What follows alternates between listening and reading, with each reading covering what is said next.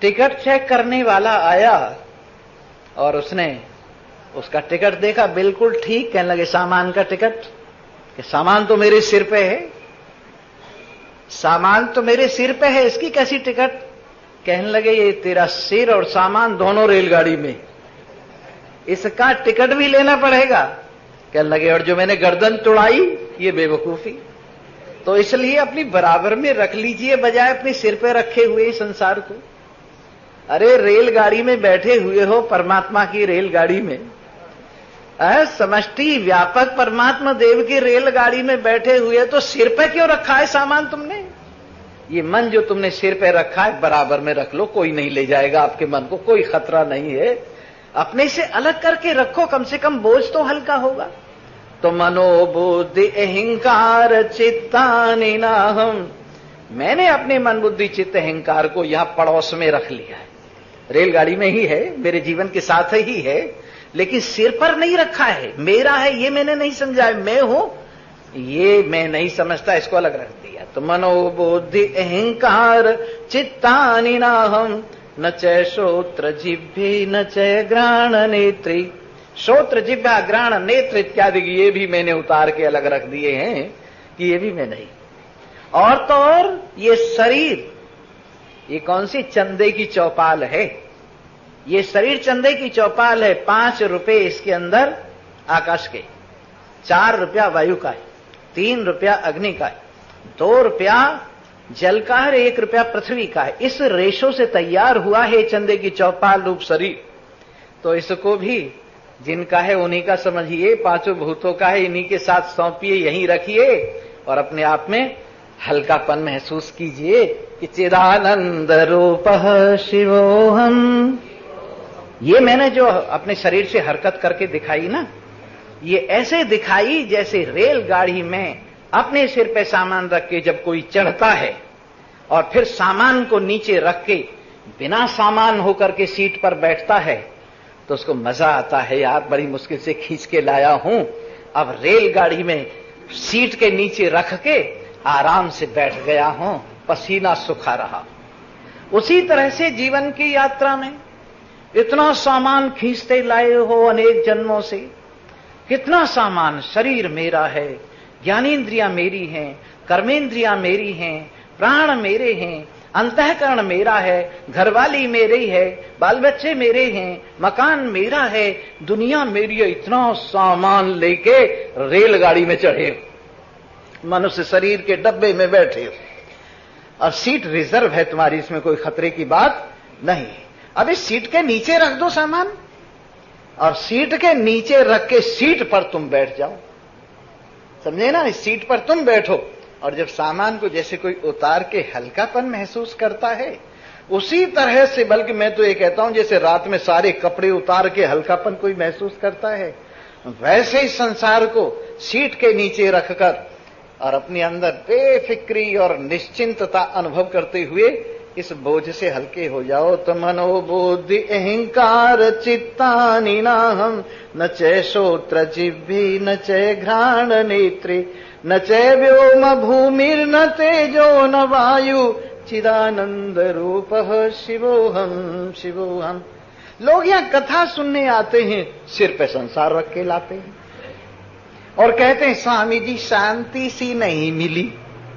अशांति का गट्ठर सिर पे रखे हुए हैं और कहते हैं शांति सी नहीं मिली। इस अशांति को तो उतार पहले। ये जो चिंतन घर से लेके आया है, यहां भी बैठा बैठा बहुत देर होगी कथा में, चलूं, वो फलाने जी नाराज होंगे, चलूं, वो टाइम निकल गया, चलूं, वो काम हो गया, चलूं, ये चलूं चलूं चलूं चलूं, ये अशांति जो रख रखी है सिर पर, और फिर कथा भी सुन रहा है, फिर शांति सी नहीं मिली। ऐसा हुआ, रामायण की कथा हुआ करती थी कहीं, बहुत बढ़िया कथा, भगवान श्री राम के गुणानुवाद, बड़ा आनंद आता था। तो एक माई ने दूसरी माई को कहा, बड़ी बढ़िया आजकल कथा हो रही, भगवान श्री राम के गुणानुवाद, भरत जी मिलने के लिए राम को जा रहे हैं, चित्रकूट पर राम विराजमान हैं, भरत जी की यात्रा आगे चित्रकूट की ओर चल रही है, बड़ा मजा आता है, तू भी चल। कहने लगी सब कथा ही है, क्या रखा है कथा फथा में, बोलो सच्चिदानंद। हम तो कथा अपने पति को समझते, अपने बाल बच्चों को समझते, अपने घर बार को कथा समझते, अपने कर्तव्य को कथा समझते, दुनिया को कथा समझते। काय की कथा है? वो कहने लगी, ये तो तूने देख लिया है, ये जिसे तू कथा कह रही है ये तो तूने देख ली है। अपनी दुनिया की जीव की कथा तो तूने देख ली है, परमात्मा की कथा सुन के देख। तू परमात्मा की कथा सुन के देख। अच्छा ले, तू कह रही है तो चलती हूं। उसके कहने से चली आई। जब कथा में आई तो रास्ते में कहने लगी गड़बड़ होगी, मैं सब चीज तो मकान के अंदर बंद कराई पर एक कटोरा रह गया है। बड़ी गड़बड़ हुई। कह लगे कटोरा कौन लेता है, चल कथा सुनने के लिए। ला के जबरदस्ती कथा में बिठा दिया और पीछे की तरफ बैठी भागने के चक्कर में। जो लड़के स्कूल में पीछे की सीट पर बैठते हैं हम जानते हैं उनको पाठ याद नहीं होता, वो भागने के चक्कर में रहते हैं। तो वो भी पीछे बैठ गई और वो कथा में बड़ा आनंद आ रहा, लेकिन उसे कटोरे का ध्यान। कटोरा कोई न ले जाए, कटोरा कोई न ले जाए। बीच में से ही उठाई और जाकी रही भावना जैसी, प्रभु मूरत तेने देखी तैसी, कटोरा गायब हो गया। दूसरी सहेली उसकी कथा सुन के आई, कहने लगी तेरा सत्यानाश हो, बीच में से ही उठाई। क्या मजा आ रहा था, क्या आनंद आ रहा था, क्या लोग भगवान श्री राम से मिलने के लिए भरत के साथ साथ जा रहे थे और किस तरह से उनके कदम बढ़ रहे थे और कैसे कैसे भावनाएं जोर लगा रही थी। कहने लगी जाने दे, मैंने ऐसी सुनी रामायण, मेरी कटोराएं ले गए नारायण। जो सुनती कथा सारी, न लोटा रहता न थाली। सो लोग ऐसी कथा सुनने के लिए आते हैं, संसार में ध्यान पीछे पड़ा हुआ है और उसी चक्कर में है। कोई हमारे संसार को कहीं घर वाला नाराज न हो जाए, कहीं घर वाली नाराज न हो जाए, कहीं बाल बच्चे न बिगड़ जाए, कहीं घर का काम न बिगड़ जाए, इसी चक्कर में रहते हैं। तो अब बताइए आपको आनंद कैसे आएगा? अरे खाली होके आइए, निश्चिंत होके आइए, सामान को सीट के नीचे रखिए और आराम से बैठ करके अपनी एकता, अपनी पावनता, अपनी पवित्रता, अपनी भगवान के साथ एकता का अनुभव कीजिए। और अपने आप में कैसा अनुभव कीजिए कि नहीं मोक्ष पदम, नहीं बंध पदम, नहीं पुण्य पदम, नहीं पाप पदम, नहीं पूर्ण पदम, नहीं रिक्त पदम, किमुरोदिषि मानस सर्वसमम्। अरे मनसा राम, बंधन तेरी कल्पना से है। कहां है बंधन? इस सर्वव्यापक को कौन बांध सकता है? इस असीम को कौन बांध सकता है? इस अनंत को कौन बांध सकता है? इस अखंड को कौन बांध सकता है? तूने ही मान लिया है कि मैं बंधा हुआ। खंजर की क्या मजाल है घाव कर सके, तेरा ही ये ख्याल है घायल हुआ हूं मैं। खंजर की क्या मजाल है घाव कर सके, तेरा ही ये ख्याल है घायल हुआ हूं मैं। नैनम छिन्दन्ति शस्त्राणि नैनम दहति पावकः, न चैनम क्लेदन्त्यापो, न शोषयति मारुतः। तो ये बंधन तेरी कल्पना है और कहीं बंधन नहीं। स्वामी जी, बंधन कहां है? मन में है। बंधन कहां है? मन में है। हमने तो अगर बंधन कहीं देखा होता तो हथौड़े से और चैनी से काट के आपको आजाद कर देते, लेकिन मन के अंदर है और आप जान रहे हैं मन के अंदर है। मन एव मनुष्याणाम कारणम बंध मोक्षयो। बंधन मुक्ति का कारण ये मन ही है। जब संसार की ओर बहिर्मुख होता है और इस प्रपंच को सत्य मानकर इसकी ओर भागता है तो बंधन परोस देता है यही मन। और जब आत्माकार होता है तो यही मन मुक्ति परोस देता है। तो यही बात महर्षि याज्ञवल्क्य ने कही, तुम अमरता चाहती हो, आनंद चाहती हो, जीवन चाहती हो, तो आत्मा हरे श्रोतव्यः मंतव्यः निधिध्यासितव्यश्च। तुम आत्मा का ही श्रवण करो, आत्मा का ही मनन करो, आत्मा का ही निधिध्यासन करो। और यमराज कहते हैं यही तुम्हारा आत्मा अजर अमर अविनाशी है। कल भी ऐसा ही है, आज भी ऐसा ही है, परसों भी ऐसा ही है। एक रस पदार्थ, न जन्मता है न मरता है। जन्म और मरण जिसमें कल्पना है, बंधन और मुक्ति जिसमें कल्पना है, लाभ और हानि, जय पराजय सब जिसमें कल्पना है। और इस कल्पना को साफ कर देने के बाद, डस्टर मार देने के बाद, बोलो सच्चिदानंद, डस्टर तुम्हारे पास है कि नहीं? चौक है तुम्हारे पास, बोर्ड पर लिख रहे हो, बहुत लिख डाला है तुमने, पढ़े जा रहे हो, बोर्ड पर लिखे हुए हो और कह रहे हो ये सत्य है जो मैंने लिखा है। अरे डस्टर लगने दो, पता लगेगा कि ये सत्य है क्या। जो डस्टर से साफ हो जाता है कहां का सत्य है, जो तुमने लिखा है सब डस्टर से निबट जाता है। तो इसलिए जन्म जन्मांतर के स्वामी जी कोई ऐसा उपाय है जो यमराज के लेखे को फाड़ दें? ऐसा कोई उपाय है जो बही खाता पीछे वाला उसको रगड़ दें? ऐसा कोई उपाय है कि जो सारे दुखों को, पापों को और पुण्यों को और इधर को और उधर को सबको रगड़ मारे? हाँ, वही तो हम बेचते हैं। और वो क्या? ज्ञान रूपी डस्टर, जिसमें पॉजिटिव और निगेटिव दोनों को रगड़ दिया जाता है, जिसमें अपने और पराये दोनों को साफ कर दिया जाता है, जिसके अंदर पाप और पुण्य दोनों को साफ करके जिस पर ये लिखे हुए हैं बाकी उसको रखा जाता है। जब आपे में आ जाते हैं सारा नशा उतर जाता है, मन की कल्पना शांत हो जाती है और ये हवा में उड़ने वाले घोड़े जब ठंडे पड़ जाते हैं तो नहीं मोक्ष पदम न ही बंध पदम, न कहीं बंधन है। जब बंधन ही नहीं है तो मुक्ति किसकी? स्वामी जी मुक्ति में वहां बहुत माल मिलता है। मैंने कहा क्या मिलते हैं? लड्डू मिलते हैं, जलेबियां मिलती हैं, ये तो हलवाई की दुकान पे यही मिल जाते। इतनी दूर जाओगे? स्वामी जी आप क्या बात करते हो, अप्सराएं मिलती हैं, वो तो यही मिल जाती है, सड़क पे झाता घूम रही है? मुक्ति में ये चीज में, अरे मुक्ति माने छूटना। और किससे छूटना? बेवकूफी से छूटना। बंधा हुआ किससे है? अज्ञान से, नासमझी से। और छुट्टी किससे है? नासमझी से। किसकी नासमझी से बंधा हुआ है? अपनी नासमझी से, अपने आप को न समझने से। और छुट्टी कैसे होगी? अपने आप को समझने से। इसलिए जब अपने आप को समझा जाता है तो न ही मोक्ष पदम न ही बंध पदम, न कोई पद मुक्ति वाला है, न बंधन वाला है, न ही पुण्य पदम न ही पाप पदम। कल परसों एक भगत नीचे कह रहे थे, क्यों स्वामी जी बेल पत्र खाने से पुण्य लगता है, तुलसी के पत्ते खाने से पुण्य लगता है, ऐसा काम करने से पुण्य लगता है, वहां स्नान करने से पुण्य लगता है? मैंने कहा लगता है। किसको लगता है? नासमझों को लगता है।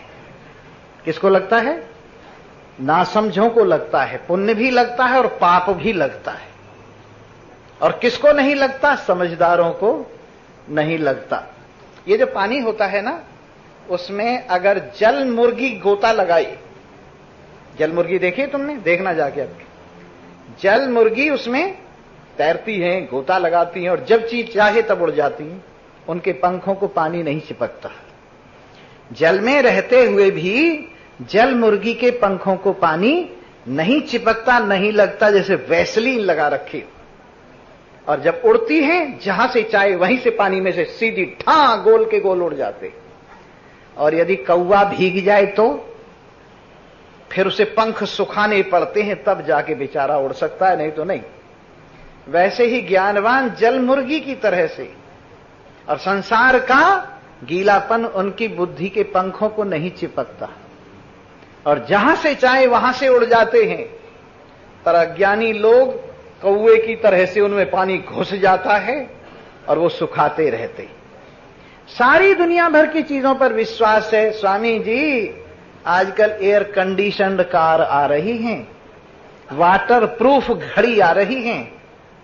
अरे वो तो हमारे पास पहले ही है। वर्ल्ड प्रूफ एक चीज हमारे पास, जैसे वाटर प्रूफ घड़ी होती है ऐसे वर्ल्ड प्रूफ। आपको संसार अंदर न घुसे, ऐसा जरा स्क्रूज कस के रखिए, अपने आप को अपने में फिट करके रखिए, परमात्मा से जोड़ के रखिए, अपनी वास्तविकता में संभाल के रखिए, फिर आप में संसार घुसने वाला नहीं है। इसलिए भाई ऐसा है, मैं मोटी सी दृष्टांत देके बताऊंगा, समय पूरा हो जाता है, क्या किया जाए। एक किसान हल चला रहा था और अपने बैलों को गाली दे रहा था। आदत होती है उनके, तेरे मालिक की ऐसी की तैसी और ये और वो। एक आदमी आए कहने लगे, क्यों भाई इन बैलों के मालिक कौन है? कि हम हैं। तो एक गाली किसको लगी? कि जो समझे उसको लगी। ये गाली किसको लगी? जो समझे उसको लगी। तो वैसे ही संसार किसको चिपटता है? जो संसार को सत्य समझता है, जो पाप पुण्य को सत्य समझता है, जो अपने कर्तृत्व को सत्य समझता है, जो अपने भोक्तृत्व को सत्य समझता है, उसको ये सब चिपकता है। पर जिसकी उतर गई लोई, उसका क्या करेगा कोई? जिसने अज्ञान की लोई को उतार के फेंक दिया और नंग धड़ंग खड़ा हो गया, तो उससे सारा संसार डरता है। नंग बड़ा परमेश्वर से। अगर नंगा हो जाए आदमी तो परमेश्वर से भी बड़ा। तो एक तरह का नंगा होना तो बेशर्म होना है, और एक तरह का नंगा होना अपने स्वरूप में स्थित होना है। तो इसलिए ये नंगापन बता रहे हैं। नहीं मोक्ष पदम, नहीं बंध पदम, नहीं पुण्य पदम, नहीं पाप पदम, नहीं पूर्ण पदम, नहीं रिक्त पदम। यहां खालीपना भी नहीं है और भरापना भी नहीं है। जब कुछ भी नहीं है, तू ही है, तो किम रोदिषि मानस सर्वसमम। फिर मनसाराम क्यों रोता है बिना बात? इतनी जोर जोर से रो रहा है जैसे प्रलय हो गई। अरे जिसकी प्रलय हो गई वो पहले था ही नहीं। तेरा कुछ बिगड़ने वाला नहीं है, क्यों रोता है बिना बात रो रहा है? इस प्रकार रोने से अलग होइए और एक भजन सुनिए, और ये जो शनिश्चर है ना, ज्ञान से पूरा उतर जाता है।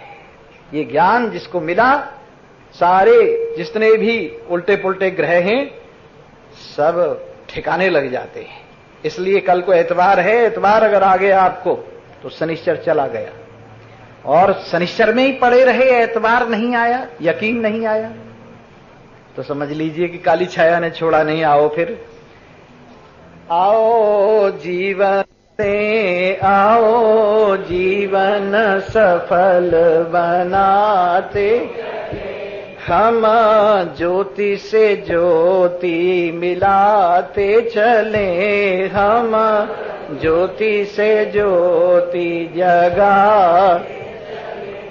जागो उठकर अब तो प्यारे, लो जिज्ञासा सत्संग जारे। जागो उठकर अब तो प्यारे, लो सत्संग जिज्ञासा जारे। नाद वेदों का सबको सुनाते चले, नाद वेदों का सबको सुनाते।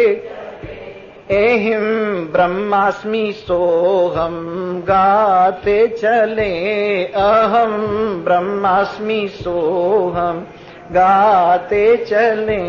आओ जीवन सफल बनाते चले, आओ जीवन सफल। साधन चार हृदय जो धारे, मुक्ति पाने वही पधारे।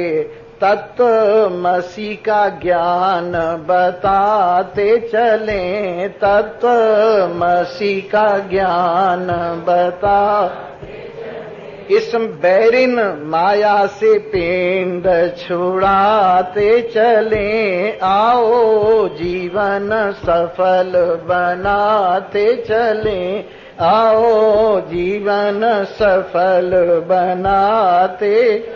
5 कोस तन 3 से न्यारा, व्यापक आत्म हमारा प्यारा। मोह गढ़ ज्ञान से हम मिटाते चले, मोह गढ़ ज्ञान से हम मिटाते चल। सारी दुविधा को पथ से हटाते चले, सारी दुविधा को पथ से हटाते चले। आओ जीवन सफल बनाते चलें। जीवन मुक्त ज्ञान है देता, आवागमन व्यथा हर लेता। आने जाने से अवकाश पाते चले, आने जाने से अवकाश पाते चले। अपनी ज्योति में ज्योति मिलाते चले, अपनी ज्योति में ज्योति। आओ जीवन सफल बनाते चले, आओ जीवन सफल। जाओ दुनिया को दिल से भुलाते चले, जाओ दुनिया को। सर्वे भवन्तु सुखिनः, सर्वे सन्तु निरामया, सर्वे भद्राणि पश्यन्तु मा कश्चित् दुःख। ओम शांति शांति शांति। दाय नमो नमः। श्री कृष्णाय नमो नमः। नारायणाय नमो नमः।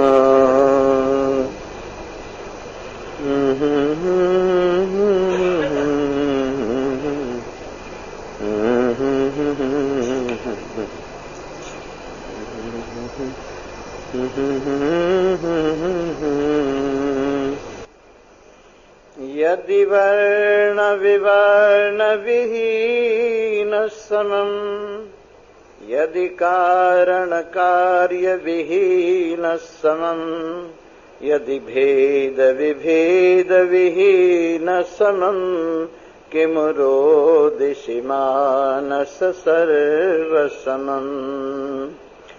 सर्वनिरन्तर सर्वचिते इह केवल निश्चल सर्वचिते द्विपदादि विवर्जित सर्वचिते किमु रोदिषि मानस सर्वसमम्।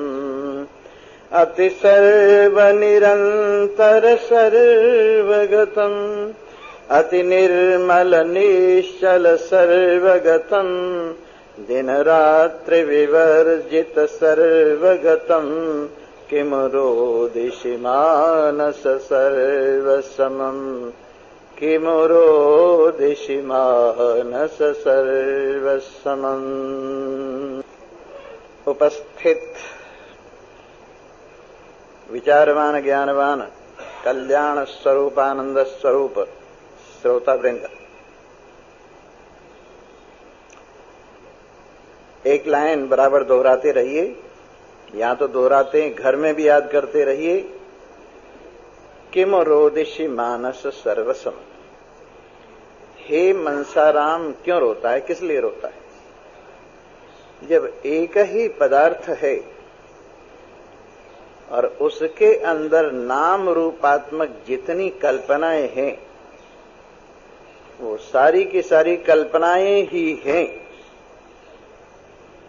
लेकिन नाम रूप का आधार जो सत्य चित आनंद स्वरूप परमात्मा तेरा आत्मा है, उसमें न कभी वृद्धि होती है न ह्रास होता है, न उसमें कभी प्लस होता है न उसमें कभी माइनस होता है। ऊपर से ऐसा लगता है जैसे कि मैं बढ़ गया हूं और घट गया हूं। ऊपर से ऐसा लगता है कि मेरी उन्नति हो गई है कि अवनति हो गई।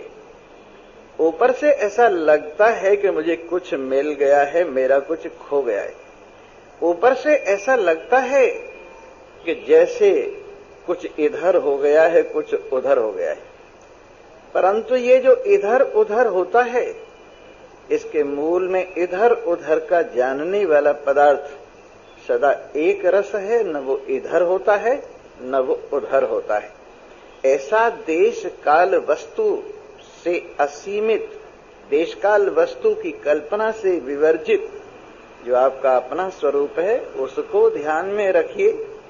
लहरों को क्या गिन रहे हो, पानी को देखिए। लहरें तो आती हैं जाती हैं, पर पानी ज्यों का त्यों एक रस रहता है। पहले कभी हम एक भजन सुनाया करते थे,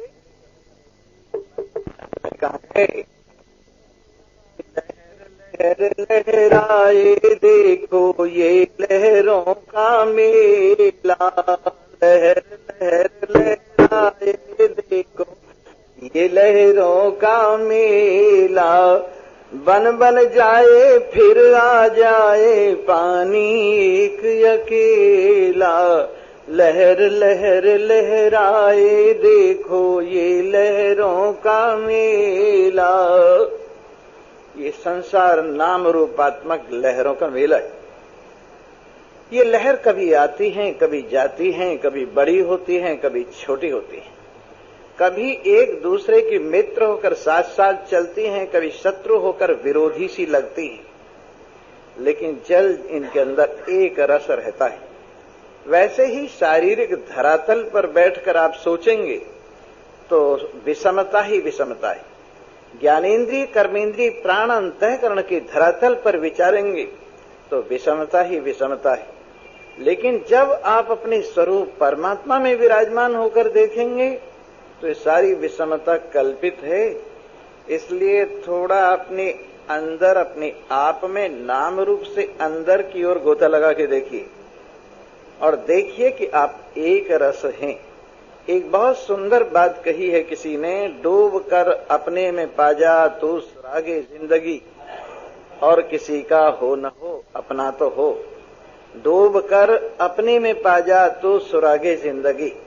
अपने आप में गोता लगा और अपने आप में गोता लगाकर देख जिंदगी कहां से शुरू हुई है, जीवन का सोर्स क्या है, जीवन की वास्तविकता क्या है। डूब कर अपने में पा जा तू सुरागे जिंदगी, और किसी का हो न हो अपना तो हो। अगर तू किसी और का भला नहीं कर सकता तो न सही, लेकिन कम से कम अपना भला तो कर। इस प्रकार से जब हम गोता लगाते हैं तो गोता लगाने पर पता चलता है कि वास्तविकता क्या है। इस प्रकार आइए हम गोता लगाते हैं और देखते हैं कि यदि वर्ण विवर्ण विहीन समम, केवल एक ही पदार्थ है जिसके अंदर कोई वर्ण नहीं है, न ब्राह्मण, न क्षत्रिय, न वैश्य, न शूद्र, और न इनकी निवृत्ति है। अगर वर्ण को स्वीकार किया जाए तो फिर निवृत्ति हो, लेकिन वर्ण ही कल्पित है, ब्राह्मणत्व, क्षत्रियत्व, वैश्यत्व और शूद्रत्व। ये सब क्या है? एक ड्रामे के लिए धारण किए हुए रूप है। जिस प्रकार से ड्रामा में एक लड़का लड़की बन जाता है, लड़की जैसी भाषा बोलता है, एक लड़की लड़का बन जाती है, लड़की जैसी भाषा बोलती है, लेकिन वास्तव में वो लड़की लड़की है, लड़का लड़का है। उसी प्रकार से ये जो ड्रेस हमने पहनी है, किसी ने पुरुष की ड्रेस पहन ली है, किसी ने स्त्री की ड्रेस पहन ली है, किसी ने ब्राह्मण, क्षत्रिय, वैश्य, शूद्र की ड्रेस पहनी हुई, किसी ने हिंदू, मुसलमान इत्यादि की ड्रेस पहनी हुई है। इस ड्रेस के अंदर जो इन सब ड्रेसों में ड्रामा कर रहा है और जैसी ड्रेस है वैसी ही भाषा बोल रहा है, अगर इस ड्रेस को उतार कर देखो तो आप देखेंगे सब में एक ही परमात्मा, एक रस ही आत्मा विराजमान है। बुरके बहुत से हैं और रंग बिरंगे हैं, लेकिन बुरकों में रहने वाली एक ही है। उसका न कोई रंग है और न कोई रूप है। इस प्रकार अंदर झांक कर देखिए। जिस दिन आप भजन करते, जिस दिन आपका मन भजन में लग जाता है, जिस समय आप बाहर भीतर की कल्पना को भूल जाते हैं, जिस समय काल की कलना को और देश की कल्पना को और वस्तुओं की गणना को आप भूल जाते हैं, अपने में विराजमान होते हैं, तो कहते हैं आहा हा हा, आज असीम आनंद आ गया। आज इतना आनंद आया, न मुझे कोई नाम की कल्पना रही, न मुझे कोई वस्तु की कल्पना रही, न कोई मुझे देश की कल्पना रही, न कहीं आने जाने की कल्पना रही, न कुछ खाने पीने की कल्पना रही। कल्पना शांत होकर निर्विकल्प ऐसा आनंद आया। तो ये आनंद आपकी वास्तविकता है, आया गया नहीं। आने का जो ख्याल है वो निकल गया, जाने का जो ख्याल है वो निकल गया, परंतु वास्तविकता जो कि क्यों है उसमें कोई अंतर नहीं आया। इस प्रकार इस कल्पना के शांत होने पर कैसी स्थिति होती है कि मन मगन हुआ फिर क्या बोले, मन मगन हुआ फिर क्या बोले, मन मगन हुआ फिर क्या बोले, मन मगन हुआ फिर क्या बोले। हंसा पहुँचे मान सरोवर, हंसा पहुँचे मान सरोवर, ताल तलैया क्या डोले, अब ताल तलैया क्या डोले। मन मगन हुआ फिर क्या बोले, मन मगन हुआ फिर क्या बोले, मन मगन हुआ फिर क्या बोले।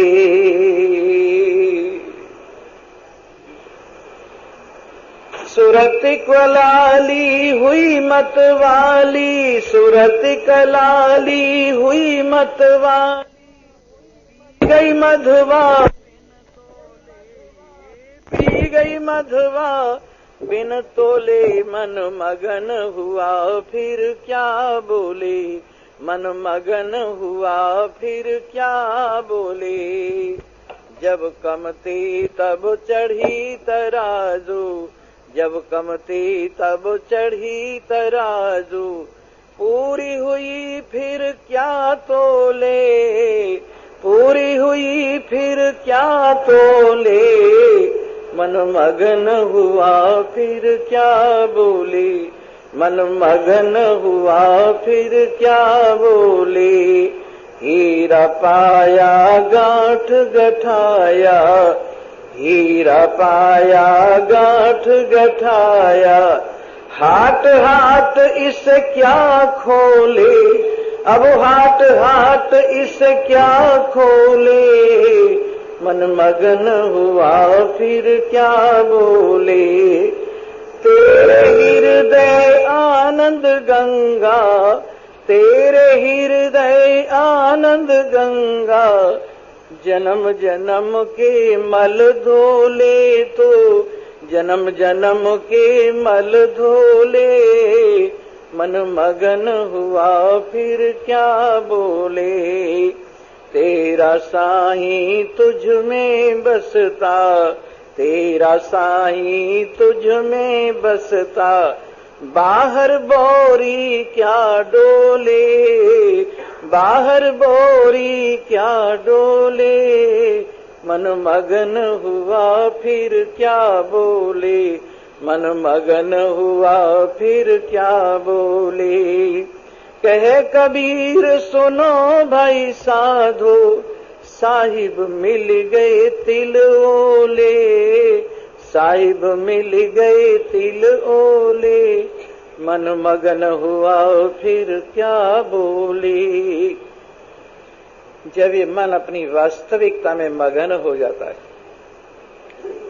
और ऐसा मगन हो जाता है कि भूल जाता है भूत और भविष्य की कल्पना को, भूल जाता है शरीर ज्ञानेन्द्रिय कर्मेंद्रिय प्राण अंतःकरण को, और सब प्रकार की कल्पनाओं से निर्विकल्प हुआ अपने आप में विराजमान होता है, तो ये असीम नकद आनंद जो न आता है न जाता है, अपने आप में अनुभूति का विषय होता है।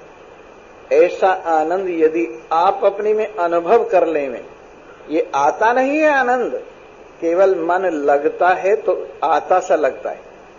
ये जाता नहीं है आनंद, केवल मन विक्षेप को प्राप्त होता है तो जाता हुआ सा लगता है। दर्पण आपके मुंह के सामने आया तो लगा कि मुंह आ गया, दर्पण इधर उधर को हुआ तो लगा कि मुंह चला गया, पर वास्तविकता ये दर्पण की ही केवल आमुखता और अनामुखता है। आपका मुख तो ज्यों का त्यों विराजमान है। तो वैसे ही हे आनंद स्वरूप सच्चिदानंद ब्रह्म, हे नकद नारायण, जब आत्माकार वृत्ति होती है तो तेरी सच्चिदानंदता, तेरी आनंद स्वरूपता, तेरी एकता, तेरी निर्मलता, तेरी मुक्त स्वरूपता तुझमें अपने आप प्रतिबिंबित होने लगती है तेरी मन में। लेकिन जिस समय अनात्माकार मन होता है और इधर उधर तेरे सामने से भाग जाता है, तो तुझे अपने आप की ये वास्तविकता छिपी हुई सी लगती है, पर ये वास्तविकता कभी छिपी नहीं है, तेरे में विराजमान है। व्यक्ति क्योंकि अनेक जन्मों से बहिर्मुखता का स्वाद लेता आ रहा है, इसको आदत पड़ गई है शब्द के स्पर्श के रूप रस गंध के चक्कर में पड़ने की, और उसको शब्द से हटा के अशब्द में लगाया जाए, स्पर्श से हटा के अस्पर्श में लगाया जाए, रूप से हटा के अरूप में लगाया जाए, रस से हटा के अरस में लगाया जाए, गंध से हटाकर अगंध में लगाया जाए। ये परमात्मा का स्वरूप है जो मैं बता रहा हूं। श्रुति भगवती कहती है अशब्दम स्पर्शम रूपम अव्ययम तथा रसम नित्यम गंध वच्च यत् अनादि अनंतम महितः परम ध्रुवम निचाय्य तन मृत्यु मुखात प्रमुच्यते। जो पदार्थ शब्द नहीं है पर शब्द को जानने वाला है, जिसमें शब्द कल्पित है, जिसके जानने पर शब्द की कल्पना निवृत्त हो जाती है। जो पदार्थ स्पर्श नहीं है, स्पर्श जिसमें कल्पित है, स्पर्श को जो जानने वाला है, और स्पर्श जिसके ज्ञान पर निवृत्त हो जाता है। जो पदार्थ रूप नहीं है, रूप जिसमें कल्पित है, रूप को जो जानने वाला है, जिसके ज्ञान से रूप की कल्पना निवृत्त हो जाती है। जो पदार्थ अव्यय है, कभी व्यय नहीं होता, खर्च नहीं होता, न घटता है, न बढ़ता है, न आता है, न जाता है। और जो रस को जानने वाला, रस जिसमें कल्पित है, जिसके ज्ञान पर रस की निवृत्ति हो जाती है, और गंध जिसमें कल्पित है, और गंध को जो जानने वाला है पर गंध नहीं है, गंध जिसके ज्ञान पर निवृत्त हो जाती है, ऐसा पदार्थ अनादि अनंतम, जिसका न कोई आदि है न कोई अंत है। महतः परम ध्रुवम, जो सामान्य बुद्धि क्या बल्कि मिली हुई समष्टि बुद्धि से भी परे की चीज है। निचाय्य तन मृत्यु मुखात प्रमुच्यते। जिस दिन यह निश्चय कर लेगा मैं यही हूं, शब्द नहीं हूं, शब्द को जानने वाला हूं, स्पर्श नहीं हूं, स्पर्श को जानने वाला हूं, रूप नहीं हूं, रूप को जानने वाला हूं, रस नहीं हूं, रस का जानने वाला हूं, गंध नहीं हूं, गंध का जानने वाला हूं। मेरा कोई प्रारंभ नहीं है, मेरा कोई अंत नहीं है, मैं पुरुषोत्तम हूं, मुझ में अन्य पुरुष कल्पित हैं। मध्यम पुरुष मेरी कल्पना है, अन्य पुरुष मेरी कल्पना है, उत्तम पुरुष मेरी वास्तविकता है। और इसी उत्तम पुरुष को जानने के लिए कहा है, वेदाहमेतम पुरुषम महांतम आदित्य वर्णम तमसः परस्तात् तमेव विदित्वा अतिमृत्यु मृत्यो नान्यः पंथा विद्यते अयनायः। कितनी सुंदर बात कही है। मैं इस पुरुष को जानता हूं, महानतम पुरुष, सबसे बड़ा पुरुष, जो सब में उत्तम पुरुष रूप से सबसे पहले बोलता है, जो जगत में सारी कल्पना को सबसे पहले इस मैं के साथ जोड़ता है। ऐसा उत्तम पुरुष, ऐसा फर्स्ट पर्सन, ऐसा पुरुषोत्तम मैं इसको जानता हूं। किस रूप से जानता हूं? मैं यही हूं, इस रूप से जानता हूं। अरे अन्य रूप से जानना तो ये उत्तम पुरुष नहीं है, अन्य पुरुष है। सामने जानना ये उत्तम पुरुष नहीं है, मध्यम पुरुष है। लेकिन अपने स्वरूप से जानना कि मैं यही हूं, यही उत्तम पुरुषता है। और इस उत्तम पुरुष के ज्ञान से, मैं ब्रह्म हूं इस ज्ञान से, मैं सच्चिदानंद हूं इस ज्ञान से, द्वैत की भ्रांति निवृत्त हो जाती, अपने में से जीवता भाग जाती, अपने में से दरिद्रता भाग जाती, अपने में से अल्पता भाग जाती, अपने में से भय भाग जाता है, अपने में से चिंता भाग जाती, अपने में से बंधन भाग जाता है, अपने में से सारी कल्पनाएं निवृत्त हो जाती हैं। जब ये जानता है अहम ब्रह्मास्मि, जब तक मैं ब्रह्म हूं ये नहीं जानता, केवल परमात्मा है ये जानता है, तब तक इसका ज्ञान परोक्ष ज्ञान कहलाता है। परोक्ष ज्ञान परमात्मा के अस्तित्व में विश्वास जगाता है और अभानापादक जो आवरण है उसको नहीं हटाता। लेकिन जिस समय इस पुरुष को आत्मरूप से जानता है कि यही सच्चिदानंद ब्रह्म जो तीनों लोकों का आधार है, जिससे सब कुछ प्रकट हुआ है, जिससे सब कुछ जीवित है, जिसमें सब कुछ लय हो जाता है, वही सच्चिदानंद ब्रह्म मैं हूं। जो राम के रूप में, जो कृष्ण के रूप में, जो ईसा के रूप में, जो मोहम्मद के रूप में, जो जरथुस्त के रूप में, जो बुद्ध के रूप में, जो महावीर के रूप में, सब रूपों में अभिव्यक्त होकर तरह तरह की ऊंची नीची लीलाएं कर रहा है, वही सच्चिदानंद ब्रह्म मैं हूं। ऐसा नहीं कि पहले वाले बहुत बड़े अवतार हो गए हैं, आगे वाले बहुत बड़े अवतार होंगे, मैं तो उनके सामने अत्यंत तुच्छ हूं, मैं तो उनके सामने अत्यंत दीन हूं। ये नासमझी की बात है। अन्यथा जो पहले हुए हैं उनमें भी यही है, जो आगे होंगे उनमें भी यही है, और आप में भी यही है। ये सारा फर्क जो है ना, बिजली का नहीं है, बल्बों का फर्क है। कोई बल्ब छोटी पावर का है, कोई बल्ब बड़ी पावर का है, कहीं से रोशनी ज्यादा आ रही है, कहीं से रोशनी कम आ रही है। ये बल्बों का ऊंचा और नीचापन है। बिजली सब में एक ही है। कहीं पर मशीन लगी हुई है ठंडा पानी करने की, कहीं पर मशीन लगी हुई है गर्म पानी करने की, कहीं पर मशीन लगी हुई है ऊपर जाने की, कहीं पर मशीन लगी हुई है नीचे जाने की, कहीं से छोटे छोटे पार्ट्स बनते हैं, कहीं से बड़े बड़े पार्ट्स बनते हैं। ये सारे का सारा फर्क मशीन का है, बिजली का फर्क नहीं है। वैसे ही चाहे राम के रूप में, कृष्ण के रूप में बड़े बड़े बल्ब जल रहे हैं, चाहे ईसा मोहम्मद के रूप में बड़े बड़े बल्ब जल रहे हैं, और चाहे हमारे तुम्हारे रूप में बीच वाले बल्ब जल रहे हैं, और चाहे पशु पक्षी कीट पतंगों के रूप में छोटे छोटे बल्ब जल रहे हैं, चाहे जड़ता के रूप में ये बल्ब बिल्कुल अंधे से हो गए हैं, लेकिन ये सारा फर्क बल्बों का फर्क है, बिजली का कोई फर्क नहीं। ऐसी जो सब में एक रस विराजमान महिमा है और जो केवल कारीगरी से ऊपर नीचे लगती है, इस लहरों के मेले को छोड़कर अंदर गोता लगाकर देखो तो आप में यही विराजमान है। अब हम ये कहें क्यों जी सब तो आपकी बात नहीं मानते, ऐसी कोई बात नहीं कि सब मानेंगे, क्योंकि जैसा जैसा जिसकी समझ का धरातल है वैसा वैसा ज्ञान ही उसको पकड़ में आता है, और समझ की धरातल से ऊपर का ज्ञान पकड़ में नहीं आता। वैसे ही जो जहां खड़े हुए हैं ठीक है, लगे रहिए, फिर आप आगे बढ़ेंगे और एक दिन इस रहस्य को जानेंगे कि ब्रह्म सत्यम जगन मिथ्या, एक ब्रह्म ही सत्य है, बाकी सारा प्रपंच मिथ्या है, और वो ब्रह्म मैं हूं, मेरे से अलग नहीं है। एक दिन जरूर आपको एक ज्ञान होगा। आज बीच में चल रहे हैं तो चलते रहिए। एक ऋषि पुत्र थे, अपने पिताजी से कहने लगे, पिताजी आनंद कैसे मिलता है, पिताजी चैन कैसे मिलता है, पिताजी मुक्ति कैसे मिलती है, पिताजी सारे दुखों से दूर कैसे हुआ जाता है। तो उन्होंने कहा बेटा तीर्थ करो।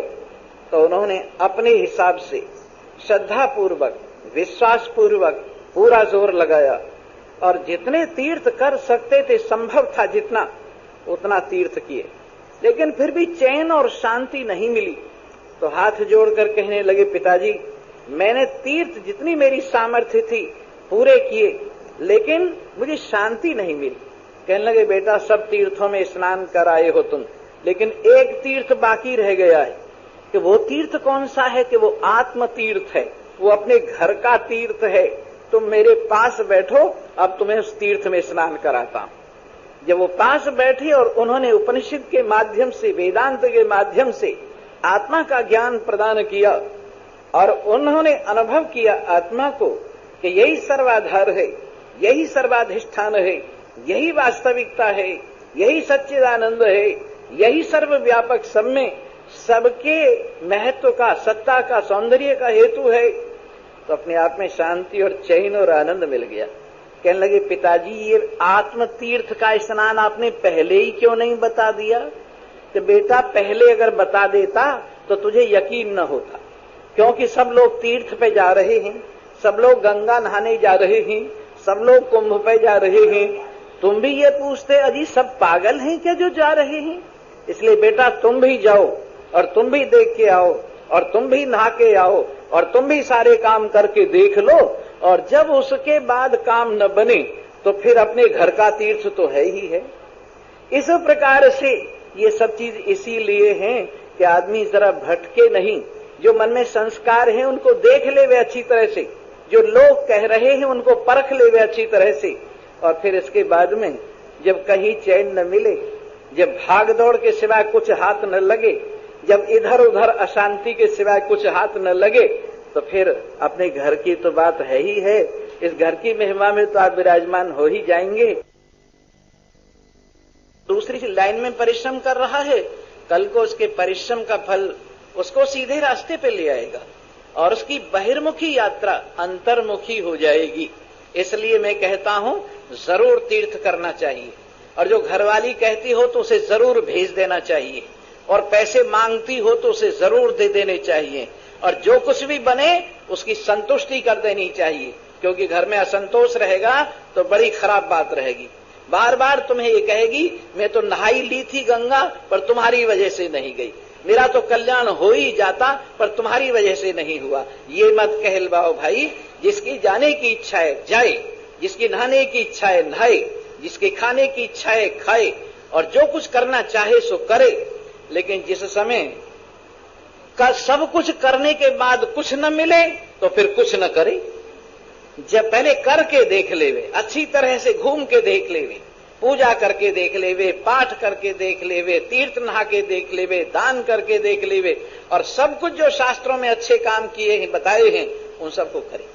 उनके करने से क्या होता है, एक तो अंतःकरण की पावनता होती है और एक व्यक्ति को अनुभव होता है, और फिर व्यक्ति धीरे धीरे इस सत्य की ओर, परमात्मा की ओर आमुख हो जाता है।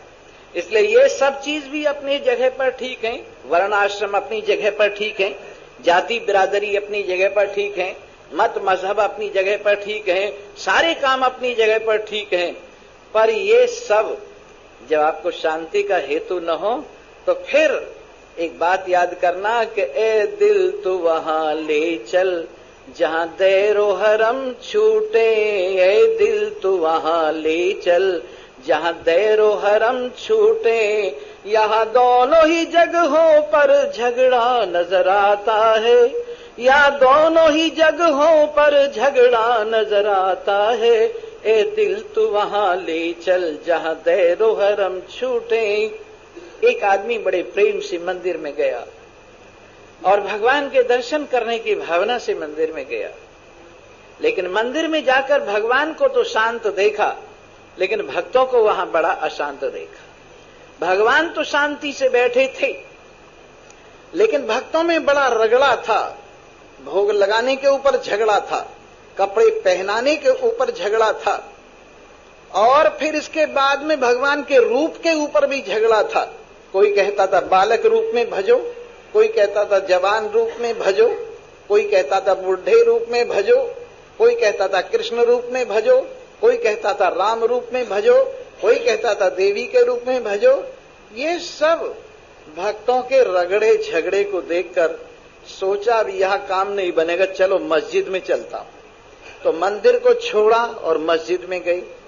वहां जाके देखा तो मुल्ला जी कह रहे थे मुसलमान सबसे बढ़िया होते हैं और बाकी सब घटिया होते हैं। मुसलमान कितना भी पाप करे, मोहम्मद पर यकीन ले आए, वो खुदा से कहे कि उनको माफ करा देगा।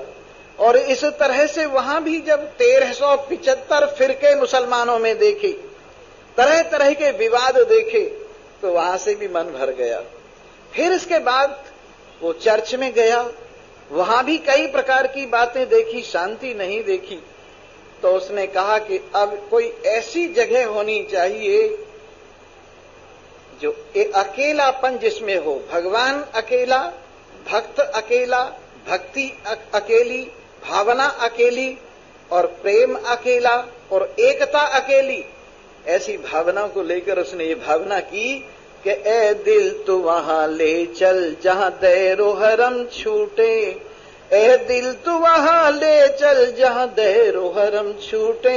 यहाँ दोनों ही जगहों पर झगड़ा नजर आता है, यहाँ दोनों ही जगहों पर झगड़ा नजर आता है। परंतु देखना जरूर चाहिए, करोड़ों अरबों खरबों आदमी मजहब को मान रहे, करोड़ों अरबों खरबों आदमी अपनी अपनी मत से, पूजा पद्धति से पूजा कर रहे, करोड़ों करोड़ों आदमी परमार्थ के नाम पर आगे चल रहे हैं।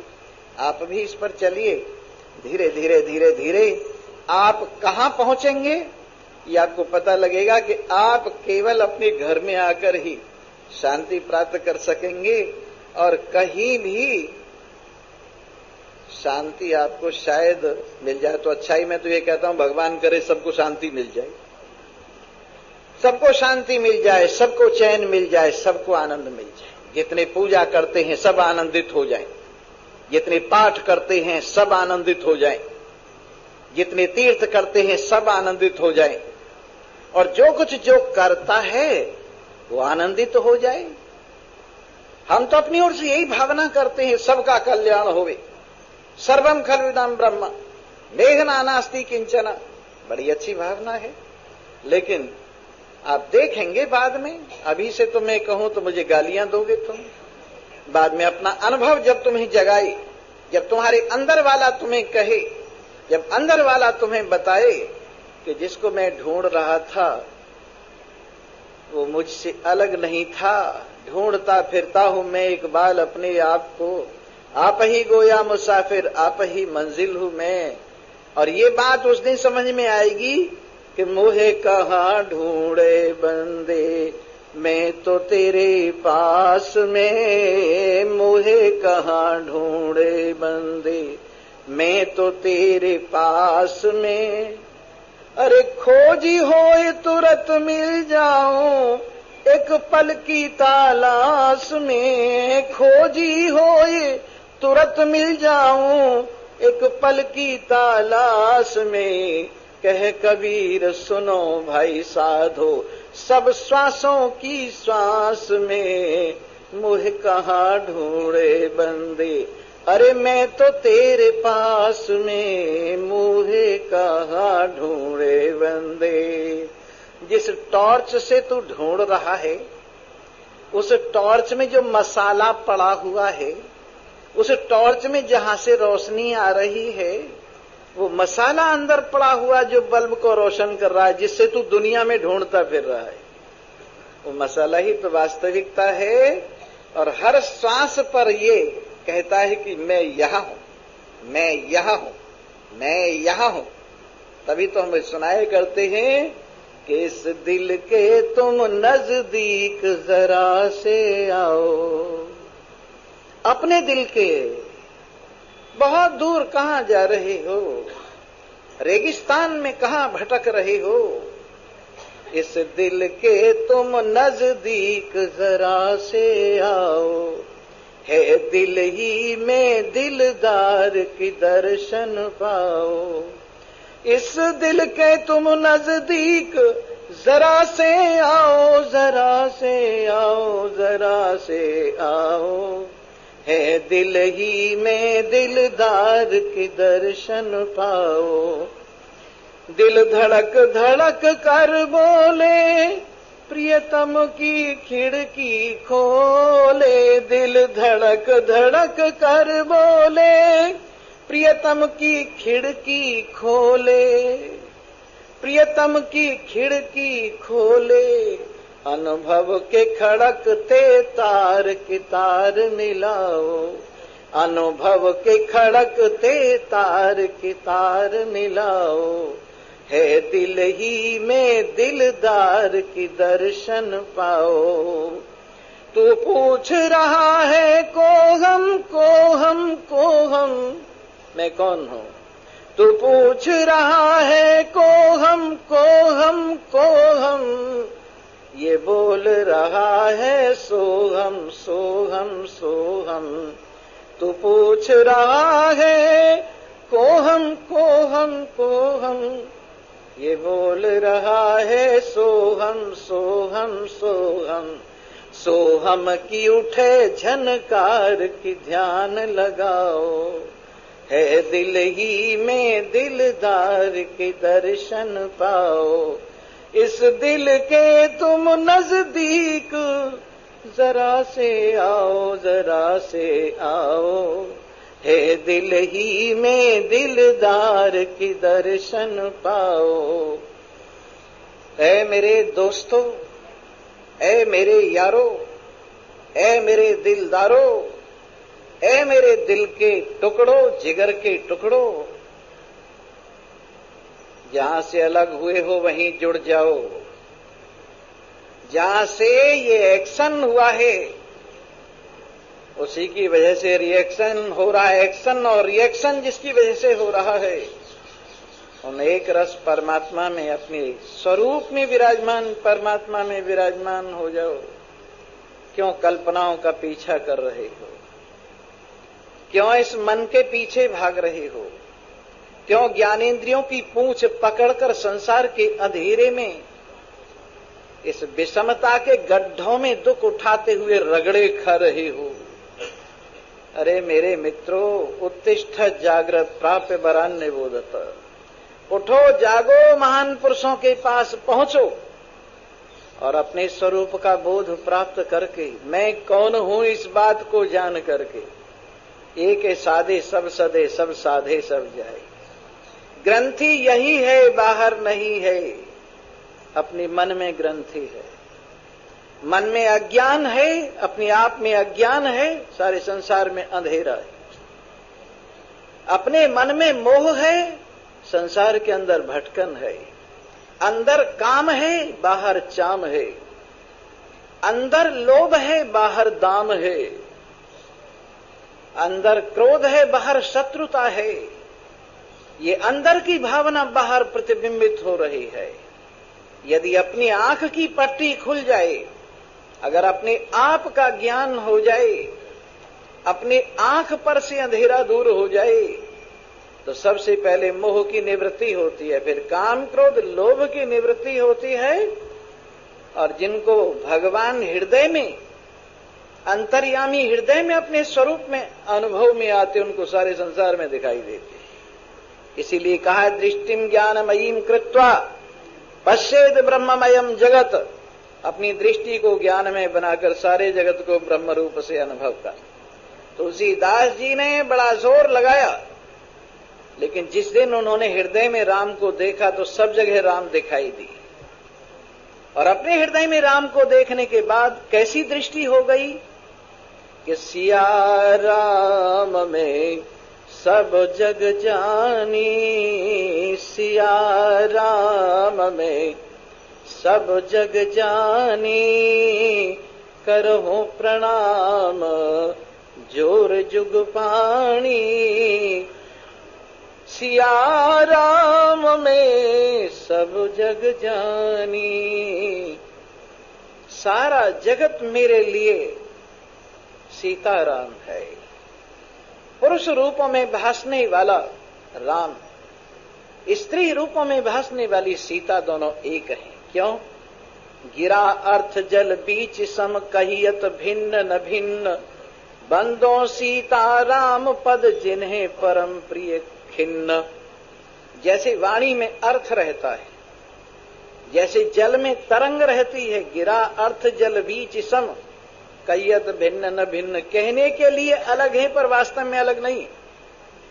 वैसे ही राम सीता कहने के लिए दो हैं पर वास्तव में एक।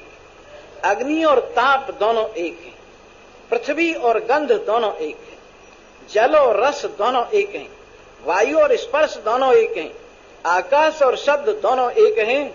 वैसे ही सीताराम दोनों एक हैं। दो रूप में, शक्ति और शक्तिवान रूप में भासने वाले ये दोनों एक ही हैं। तो मैं उन सीताराम के चरणों की वंदना करता हूं, जिनको शरण में आए हुए परम प्रिय लगते हैं। और एक बात और सुन लो और समझ लो, जो भगवान की शरण में आता है, जिसे लोग शरणागति शरणागति शरणागति कहते, जो सो रहे हैं वो जाग जाएं, और जो जाग रहे हैं वो और जाग जाएं। जो जाग रहे हैं वो समझ जाएं, और जो सो रहे हैं वो जाग जाएं। जी हां, बहुत बातें हैं, क्योंकि आमतौर से वल्लभ संप्रदाय में शरणागति पर बड़ा जोर दिया, और कई संप्रदायों में शरणागति शरणागति शरणागति पर बहुत जोर दिया है। और वो कहते हैं स्वामी जी शरणागति का फल सुनो। मैंने कहा सुनाओ। कि भगवान सारा बोझ अपने सिर पे ले लेते हैं। जो भगवान की शरण में जाता है, भगवान सारा बोझ अपने सिर पर ले लेते हैं। इसलिए ये जो सहारा है, ये जो शरणागति है, ये बहुत बड़ी चीज है। लेकिन भगवान स्वयं क्या कहते हैं कि जो मेरी शरण में आता है मैं उसको ज्ञान देता हूं। क्या करता हूं? नहीं समझ में आया, गीता पढ़ के देखिए। जो मेरी शरण में आता है मैं उसको क्या देता हूं? ज्ञान देता हूं। और वो ज्ञान शक्ति ऐसी है जो सुख और दुख को, लाभ और हानि को, जय और पराजय को, यश और अपयश को चिपटने ही नहीं देती। भगवान ने जो दिव्य चक्षु दिए वो ज्ञान के चक्षु दिए, जिससे सर्वत्र भगवान का दर्शन हुआ, जिससे सर्वत्र परमात्मा का दर्शन हुआ, जिससे राक्षसों में भी भगवान दिखाई दिया, असुरों में भी भगवान दिखाई दिया, पहाड़ों में भी भगवान दिखाई दिया, नदियों नालों में भी भगवान दिखाई दिया। इस विराट पुरुष के दर्शन इस दिव्य चक्षु से, इस ज्ञान चक्षु से अर्जुन को कराए। स्वामी राम कहा करते थे, शिव जी की प्रशंसा करते हैं लोग, उनकी जटाओं से गंगा निकलती। ब्रह्मा जी की प्रशंसा करते हैं लोग, उनके कमंडल से गंगा निकलती। भगवान विष्णु की प्रशंसा करते हैं लोग, उनके चरणों से गंगा निकलती है। लेकिन कोई यहां देखे आकर मेरे रोम रोम से गंगा निकल रही है, कोई यहां आकर देखे मेरे रोम रोम से गंगा निकल रही है। कौन सी गंगा निकल रही है? आनंद की गंगा निकल रही है, संतुष्टि की गंगा निकल रही है, अपने में विराजमानता की गंगा निकल रही है, निश्चिंतता की गंगा निकल रही है और मुक्त स्वरूपता की गंगा निकल रही है। ये अपने आप में से गंगा प्रवाहित तो हो उठती है रोम रोम से, जब गंगा सागर को अपने में देखा जाता है, जब गंगा सागर को अपने में अनुभव किया जाता है, जब परमात्मा को, आनंद के सागर को अपने में अनुभव किया जाता है, तो आनंद की धाराएं चारों ओर बिखरती हुई नजर आती हैं। तुमने महान पुरुषों के दर्शन शरीर की ओर से किए, तुमने महान पुरुषों के दर्शन केवल स्थूल दृष्टि से किए हैं, लेकिन महान पुरुषों के दर्शन उनकी महानतम स्थिति की ओर से देखो तो आपको पता चलेगा कि चारों ओर गंगा जी ही गंगा जी, गंगा जी ही गंगा जी प्रवाहित हो रही है आनंद की। और ये स्वामी राम जो कहते हैं, केवल अपने लिए नहीं सबके लिए कहते हैं कि जो मुझ में विराजमान है वो तुझ में भी विराजमान है। भगवान श्री कृष्ण ने कहीं नहीं कहा कि तू कोई और है, मैं कोई और हूं। जहां कहा यही कहा है, मत्तः परतरम नान्यत् किंचित् अस्ति धनंजय। हे धनंजय, मुझसे अलग कोई वस्तु नहीं है, सब में मैं ही हूं। और तू अपने आप को देख, पांडव वंशियों में, पांडु पुत्रों में अर्जुन मैं ही। इस प्रकार भगवान तो कह रहे हैं कि तू मुझे अपने में देख, भगवान तो कह रहे हैं तू मेरे साथ एक है, भगवान तो कह रहे हैं तू सच्चिदानंद ब्रह्म है, भगवान तो कह रहे हैं तू पूर्ण तृप्त है, भगवान तो कह रहे हैं पूर्ण संतुष्ट है। लेकिन तू पता नहीं क्यों भगवान की बात को नहीं मानता और बार बार कहता है भगवान मेरे से अलग है, भगवान मेरे से अलग है। अरे नहीं नहीं मेरे मित्र, ये सब भेद की दीवारों को ज्ञान के डस्टर से रगड़ मार और देख, जिसमें न वर्ण है न वर्णों की निवृत्ति है, जिसमें न कारणता है और न कार्यता है, जिसमें न भेद है न भेद की निवृत्ति है, केवल एक रस पदार्थ विराजमान है, जिसमें एक दुख की सुई रखने को जगह नहीं है, जिसमें मृत्यु की सुई रखने के लिए जगह नहीं है, जिसमें अज्ञान की सुई रखने के लिए जगह नहीं है, वो सच्चिदानंद ब्रह्म नकद नारायण तू स्वयमेव है। तो फिर मनसाराम क्यों रोता है? अजी उसने मुझे यूं कह दिया, उसने मुझे यूं कह दिया, उसने मेरी बात मानी नहीं, मैं उसका बाप हूं, मेरा बेटा होकर मेरी आज्ञा में नहीं चलता, मैं उसकी मां हूं, मेरी बेटी होकर मेरी आज्ञा में नहीं चलती, तो ये सोच मैं कुछ नहीं। तो फिर तुझे चिंता किस बात की है? जब तू मां नहीं तो बेटी की चिंता क्या, जब तू बाप नहीं तो बेटे की चिंता क्या, जब तू कुछ नहीं तो फिर चिंता क्या? जो कुछ नहीं समझ गया वो सब कुछ हो गया, और जो अपने को कुछ मानकर बैठा है, बैठा रहे, अनेक जन्मों से मान रहा है, अनेक जन्मों से रो रहा है, अनेक जन्मों से संबंधों से बंधा हुआ है, अब के इस जन्म को भी यूं ही दुख में कष्ट में निकाल दे, बता इसका क्या इलाज है? इसलिए अब तो जागो मनुष्य शरीर में और निष्कर्म भाव में विराजमान हो, निश्चिंत भाव में विराजमान हो। पर हां, सब कुछ देख लो, कहीं अनदेखा कुछ न रह जाए, पर कहीं देखते देखते ही मत रह जाना, वास्तविकता को भूले ही रहो, बीच में ही रह जाओ। देख दाग के अपने घर आ जाओ। तमाशा देखने के लिए है, आराम करने के लिए अपना घर है।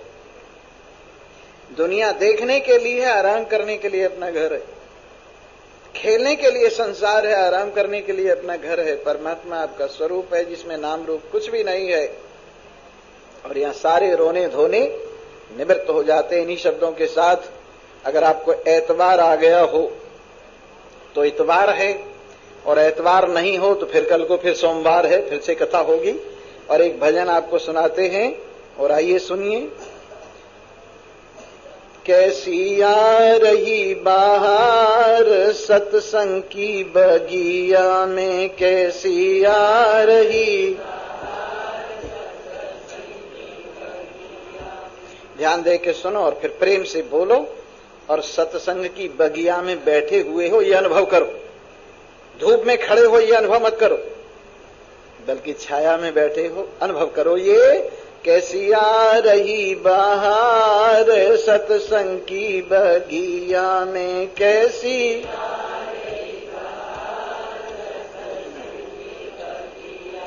बगिया फली फूली है ऐसी, नंदन बन महिमा जैसी। बगिया फली फूली है नंदन बन महिमा, यहाँ पर दैवी शक्ति अपार सत्संग की बगिया में।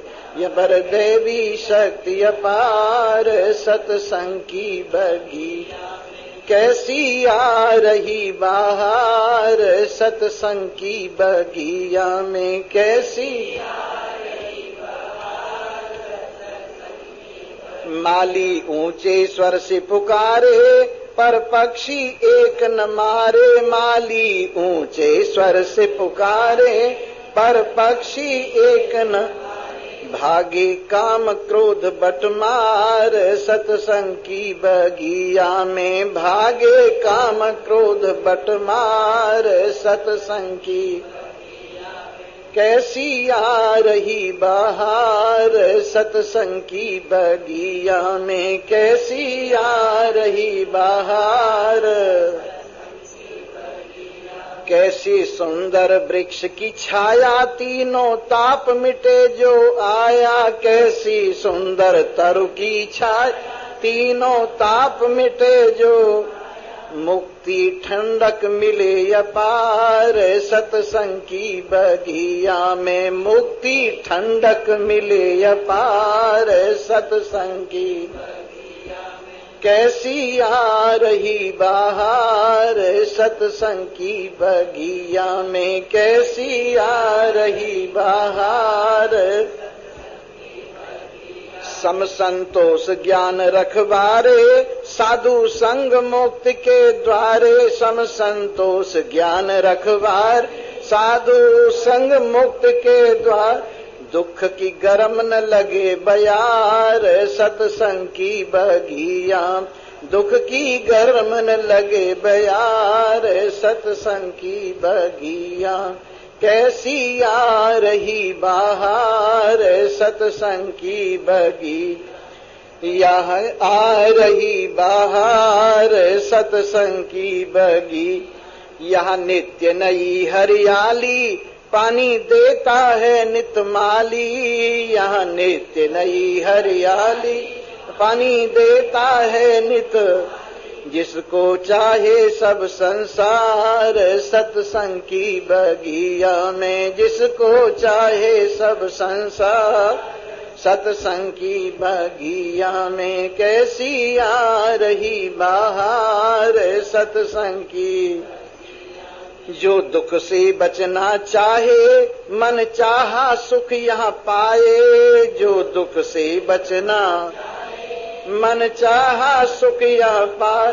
कोई कोई समझेगा दिलदार सत्संग की बगिया में। कोई कोई समझेगा दिलदार सत्संग की बगिया।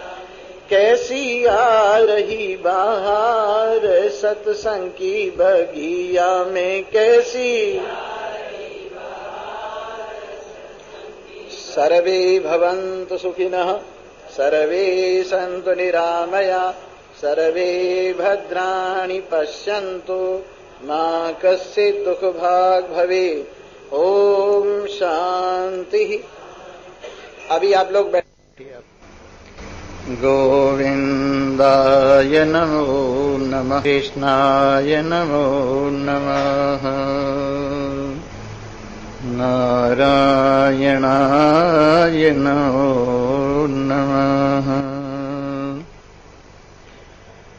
सर्वनिरन्तर सर्वचिते इह केवल निश्चल सर्वचिते, द्विपदादि विवर्जित सर्वचिते किम रोदिषि मानस सर्वसमम् किम रोदिषि मानस सर्वसमम् अति सर्वनिरन्तर सर्वगतम् अति निर्मल निश्चल सर्वगतम् दिन रात्रि विवर्जित सर्वगतम् किम रोदिषि मानस सर्वसमम्।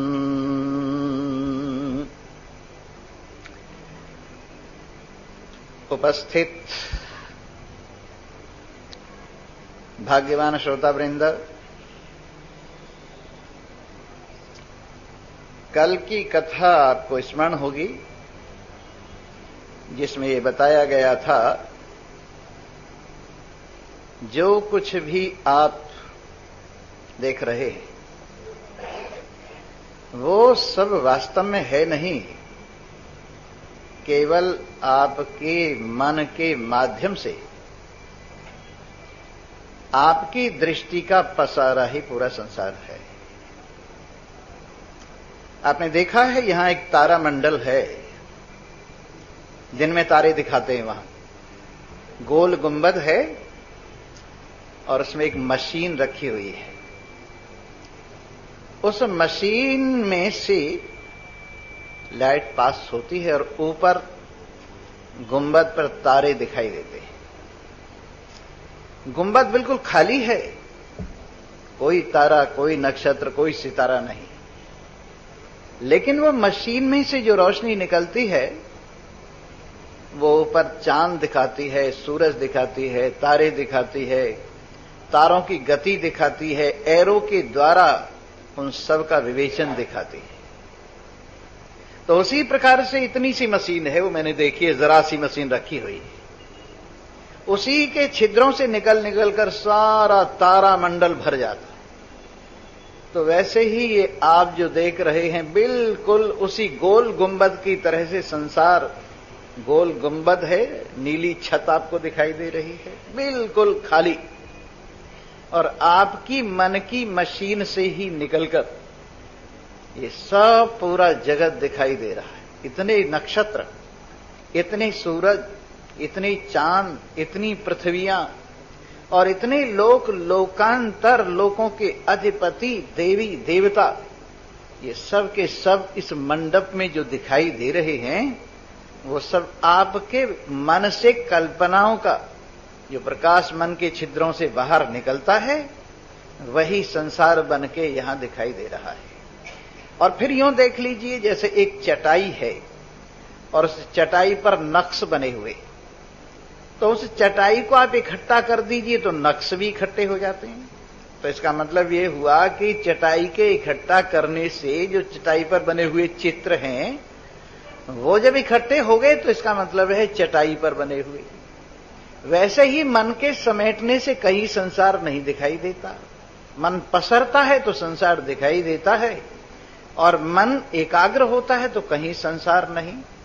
इस प्रकार से पूरा संसार मन ही है, मन से अलग कुछ भी नहीं। मन को ही माया कहा है, मन को ही अविद्या कहा है। जब तक ये फुरता नहीं है तब तक माया है, और जब फुरने लगता है तो संसार है। जब तक फुरता नहीं है तब तक अविद्या है, जब फुरने लगता है तो फिर समझ लीजिए कि ये मन है। इस प्रकार से जैसे बर्फ होती है, पिघली हुई हो तो पानी और जमी हुई हो तो बर्फ, वैसे ही पिघला हुआ हो तो संसार, जमा हुआ हो तो माया, पिघला हुआ हो तो मन, जमी हुई हो तो अविद्या, और इसी के दो नाम है आवरण और विक्षेप। आवरण तो ऐसे है जिस प्रकार से बर्फ होती है, विक्षेप ऐसे है जैसे जल होता है। आवरण स्थिर रहता है लेकिन विक्षेप चंचल होता है। आवरण पर्दा डालता है, विक्षेप रचना करता है। इस प्रकार से ये सारा खेल आवरण और विक्षेप, माया और अविद्या, संसार और मन, ये सब एक ही के नाम हैं जो परमात्मा के आश्रित मन है, माया है, उसी का संसार सारा खेल। और यदि जैसी बात चल रही है मन को संभाल लिया, समझा लिया, तो संसार संभल गया। मन अगर नहीं संभला तो कुछ भी नहीं संभला। हम यहां एक ही बात कहते हैं, मन को संभालो, मन को परमात्मा में लगाओ, मन को आत्मा में लगाओ, मन को आत्माकार करो, तो आपको पूरे संसार में शांति ही शांति, चैन ही चैन, आनंद ही आनंद, और कुछ शेष नहीं रह जाएगा। और मन को परमात्मा में लगाने के लिए क्या करो कि राम ही गाइए सुमिरिए राम ही, संतत सुनिए राम गुण ग्राम ही।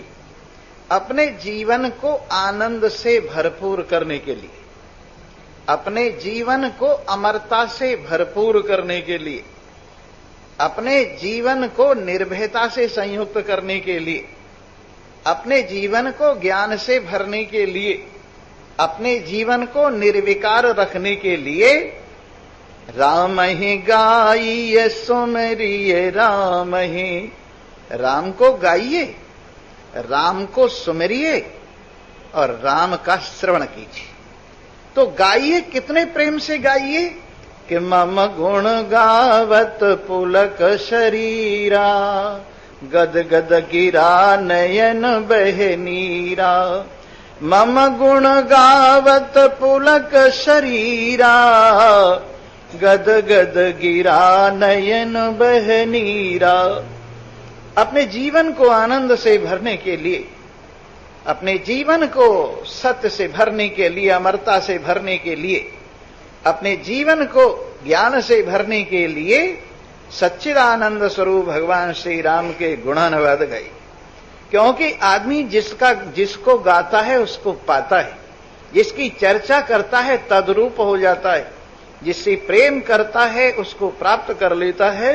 इसलिए गाइए, पर कैसे गाइए कि मेरे गुण गाते गाते वाणी से तो मेरे गुण गाए जाएं और हृदय के अंदर मेरा स्पर्श हो, हृदय के अंदर मुझे मन के माध्यम से छुआ जाए।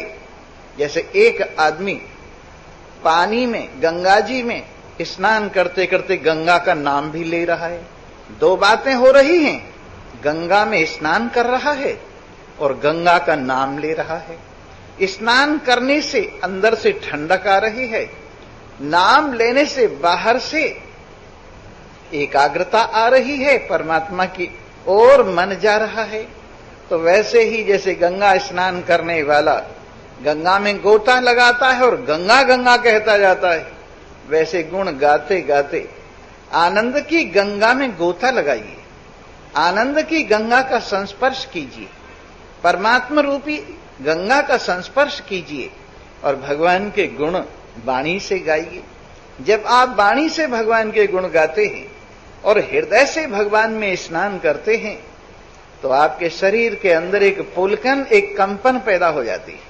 और कैसे हो जाती है? जैसे ठंडा जल किसी व्यक्ति को फेंक के मारा जाए तो उसके रोंगटे खड़े हो जाते हैं।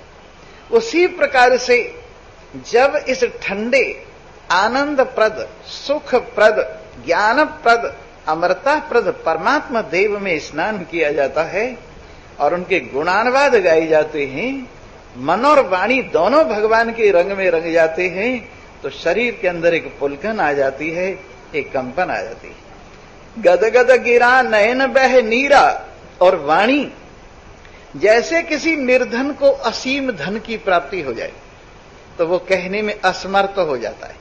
जैसे गूंगे को गुड़ की प्राप्ति हो जाए, गुड़ खाने लगे तो वो कहने में असमर्थ हो जाता है। वैसे ही जब भगवान के गुणानुवाद गाता है, जब भगवान के हृदय से भगवान के साथ एक रूप होकर आनंद गंगा में स्नान करता है तो गदगद गिरा इसकी वाणी गदगद हो जाती है, दरिद्रता मिट जाती है, दीनता मिट जाती है, अपने आप में असीम संतोष, अपने आप में असीम तृप्ति, अपने आप में असीम आनंद की अनुभूति होती है और आंखों से आंसू प्रेम के बहने लगते हैं। ऐसा कैसे होता है? क्योंकि जैसे कोई विदेशी स्वदेश में आता है तो अपने देश में आकर उसकी आंखों में प्रेम के आंसू भर जाते, वैसे ही भगवान के गुण गाते गाते जब भगवान के साथ एकता होती है, जन्म जन्म का बिछड़ा जीव परमात्मा से मिलता है, जन्म जन्म की भटकती वासना जब चैन पाती है, जन्म जन्म से अतृप्ति जब तृप्ति को महसूस करती है, तो आंखों से आनंद के आंसू बहने लगते हैं।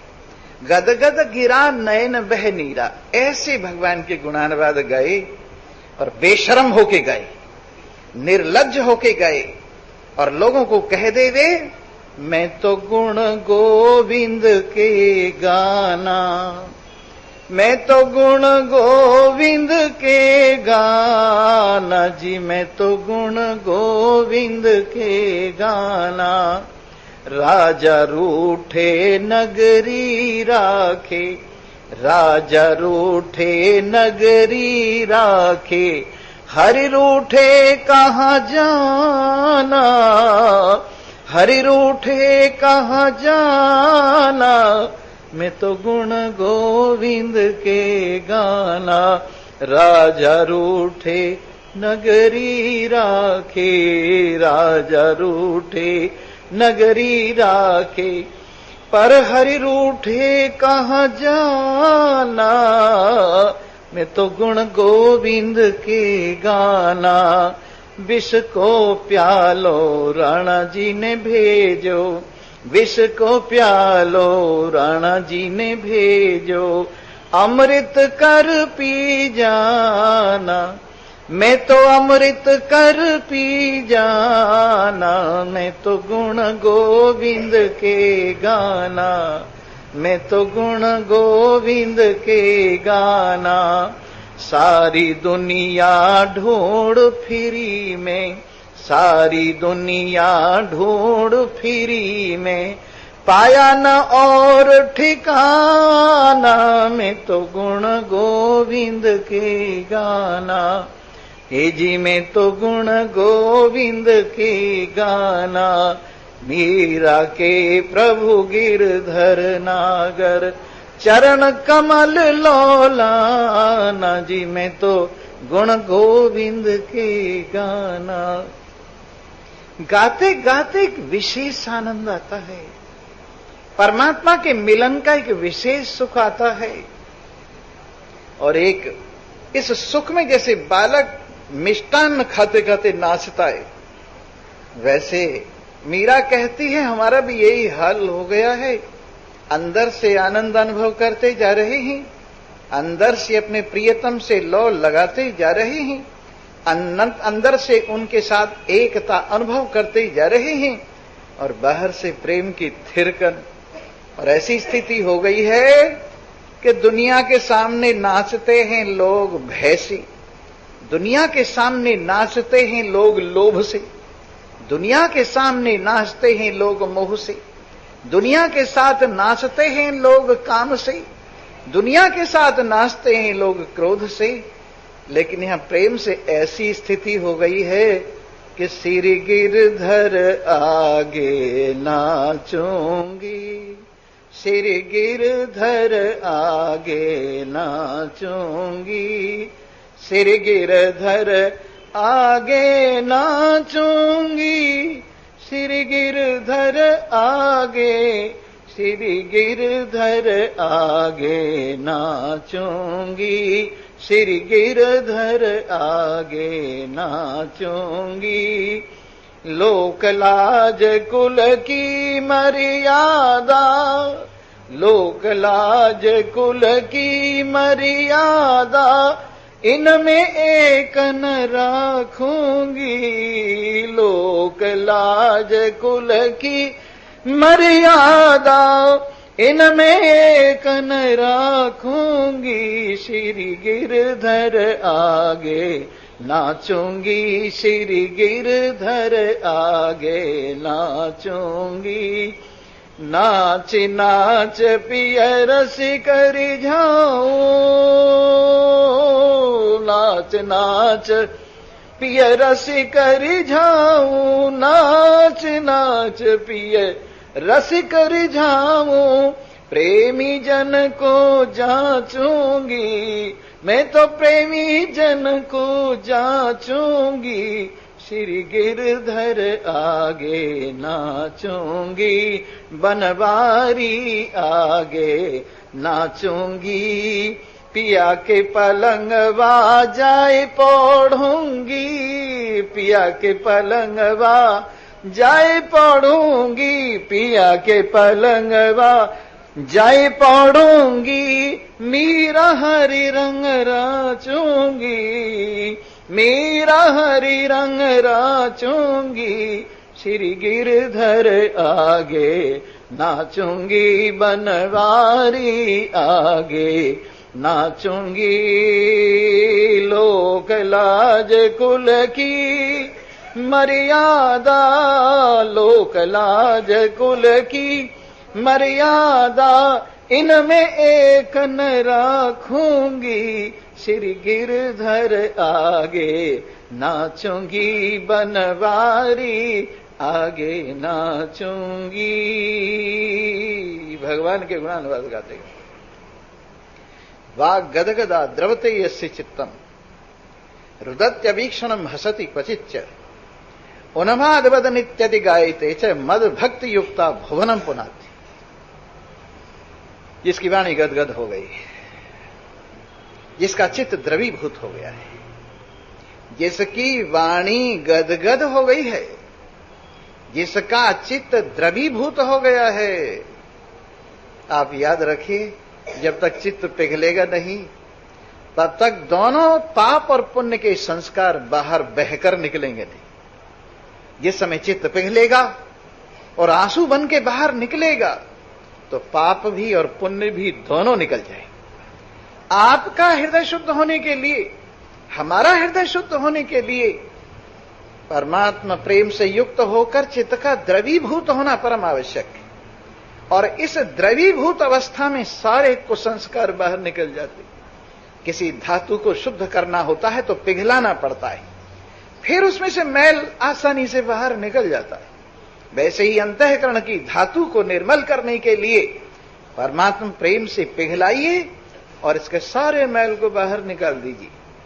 जब शुद्ध हो गई धातु और पिघली हुई है धातु तो उस पर मोहर लगा दीजिए, ज्ञान की मोहर लगा दीजिए, जिसमें परमात्मा प्रेम से संयुक्त होकर सारा मैल बाहर निकल जाए आंसुओं के रास्ते से और केवल शुद्ध पिघला हुआ आपका अंतःकरण रह जाए। तो ज्ञान की मोहर लगाइए, पक्की मोहर लगेगी। इसलिए वाग गदगदा द्रवते यस्य चित्तम, भगवान के गुण गाते गाते जिसकी वाणी गदगद हो गई, जिसका चित्त द्रवीभूत हो गया है। एक जगह एक उर्दू के शायर ने कहा है, सारी जिंदगी का हंसना एक अश्क पे कुर्बान